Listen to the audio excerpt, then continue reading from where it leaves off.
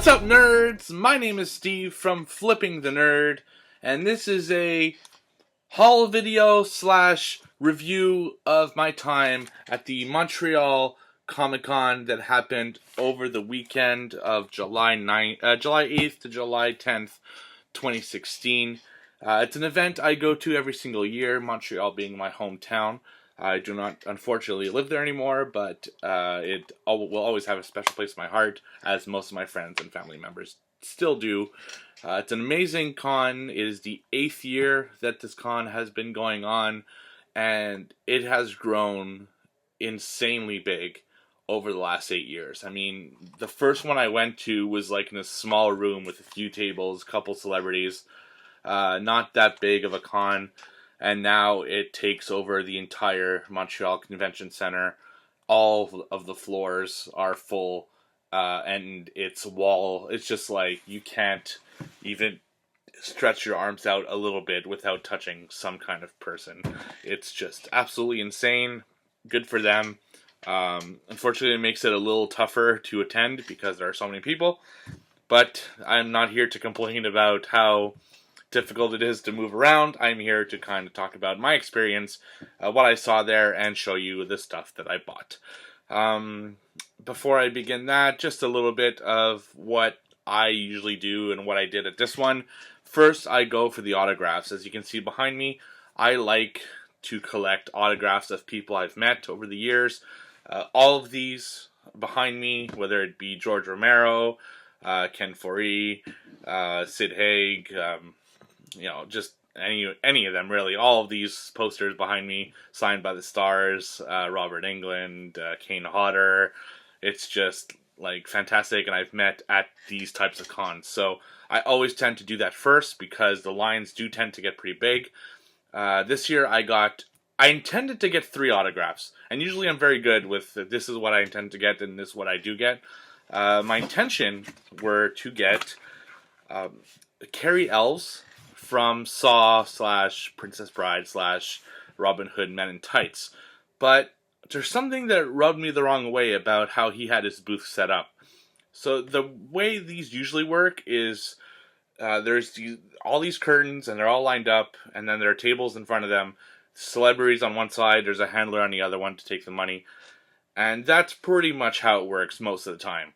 Once in a while, you'll see something weird, like they'll put the table way in front because the celebrity really doesn't want anything to do with the money handling, so they want it to be done before a person gets to the table, I guess, to take away a little bit of the awkwardness. Some celebrities actually stand in front of their table because they want to meet the fans and actually shake their hand and high-five the people waiting in their line, which is really cool. Not many of them do it, but I do have to give a shout-out to the ones who do. I think that's really cool, and they're there for that, just to meet the fans. But of all these things I've been to, one thing I'd never seen before, and this was where Carrie Ells, was that he was in like a curtain box where you couldn't even see him unless you were like next in line to get your autograph signed. And maybe he was a really cool guy, I don't know, I didn't really talk to anybody there about it, but I'm like, if he's requesting, because this would only be by his request, that nobody sees him at all, and that there's no contact unless you're there and paying, I don't know. There's something about it that rubbed me the wrong way. Nothing against the guy. I didn't hear anything bad about him or anything, but I figured, let's skip that one. The 2 I did get, number 1, this is probably the only non-horror related thing that I'm going to talk about today, is I met Ryan Hurst, who played Opie on Sons of Anarchy. Picture of the poster here. It is the second member of Sons of Anarchy that I've met. I met Ron Perlman last year, also known as Hellboy. Very cool guy. He's exactly like he is on Sons of Anarchy. Big beard, long hair, very kind of a little shy, but still very nice. Cool dude. I'm glad to get his autograph. Sons of Anarchy is one of my favorite shows of all time. Just a fantastic show, and I was happy to get that. The second guy I met, and I have the autograph right here, was Chris Sarandon. So Chris Sarandon, here, I'll take it out, is the voice of Jack Skellington. So you have it up there. And he was the main vampire in Fright Night, the original, and he was also in Child's Play, so he's got some serious horror cred. I am a huge fan of Nightmare Before Christmas. I actually have a portion of my house dedicated to Nightmare Before Christmas, which I will show off soon in a kind of a tour video of my geeky rooms. So, very, very cool guy. Introduced himself. I've only seen that a couple times. Where he's like, "Hi, my name's Chris. What's your name?" He like fist bumped because I understand. I don't want the con plague either. No offense, Chris. But nobody was at his table, which I really hated. So I talked to him a little bit. Very, very nice guy, and great experience. And I got to add to my collection actually meeting Jack Skellington, which is just the coolest. I'm so excited about it. And the other autograph I got, so for those who watched my horror block unboxing last month, I got Turbo Kid, which is a film from Montreal filmmakers, using mostly Canadian actors. They had an expo of Turbo Kid. I'm going to start showing footage of the expo as I'm talking here. And so I met them. Very, very, very cool people. I got to talk to them for a little while. They agreed to appear on the channel if I ever asked them to as an interview.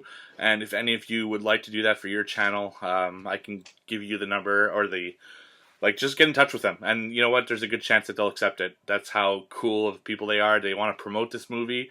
I actually got to watch it last week because I knew that they had an expo about it. It was fantastic. I actually really liked it. So as you can see in the video, there were a lot of the props from the movie were there, which was so cool, which was really, really cool. And it was just awesome to meet them, to talk to them about their movie, to tell them how much I liked it, and to see all the props in person. And they didn't have any merchandise, which is very unfortunate, but they did have this. So for those who have seen it, it's about a kid who reads Turbo Man comic books. But I picked up a Turbo Kid comic book. So you have this, Apple's Lost Adventure, and I had it signed by the 3 creators up here, and down here as well. So that it would be kind of in my horror. Because that's really the only thing they had. They had this and a poster and this little card. So I thought it'd be cool to get the comic book and get all the creators of Turbo Kid to sign it.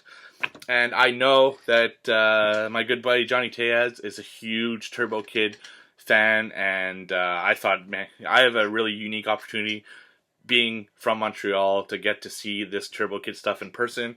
So he already knows about it. He doesn't know what it is, so please don't tell him. I told him not to watch this video until he receives it, but I actually got him a Turbo Kid autographed comic as well, because I know he's a huge fan, and he probably wouldn't get the opportunity to get one like this. So, Johnny, I hope you enjoy it, my friend. I know you like Turbo Kid, and I just couldn't leave it without getting one for you as well. So, after that, it was all shopping. There was some video game stuff, but I'll talk about it on my weekly show. I'm going to get to the haul because the video is already pretty long. So let's get into the stuff. Number 1, you'll notice that they're open. Okay, so I got Series 4 Walking Dead Mystery Minis, and I'll show you the back here as I'm talking. They're all open, and the reason for that is it's actually my wife that collects the Walking Dead Mystery Minis, so I bought them for her, and I'm not going to open them on the channel because they're hers, right? So I had her open them, look at them, and now I'm going to show you what she got. I got 5 of them for her. So, number 1, this fire zombie, which is really, really cool because it is a 1 in 36 that you can see at the bottom there. So I was very, very happy about that. Then we have Michonne in her cop uniform, which was really cool. Then we have Bob, who I've met at Montreal Comic Con 2 years ago. Very, very nice dude. So that's awesome. We have this zombie, which is from the scene where they're like water, and these are like the waterlog zombies, which I thought was pretty awesome as well. And finally, we have Tara. Oh, there we go, Tara. So there you have it. That is my mystery mini haul from Comic-Con. Then I have a Nightmare Before Christmas area in my house, like I said, which I will show off. And to complete that area, I wanted to get the pops. Now, some of these I had before, but I've never shown them on camera, so I'm going to go through them quick. So the Jack Skellington pop. And then we have the Sally pop. We have Zero. And the Pumpkin King. So I wanted to complete this collection. And I couldn't find the last one that I was missing. But I did at Comic-Con, and that's Oogie Boogie. And I was very psyched about having finished this collection.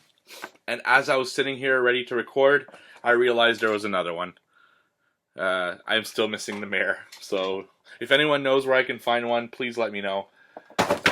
Other than eBay for a ridiculous price is what I'm talking about.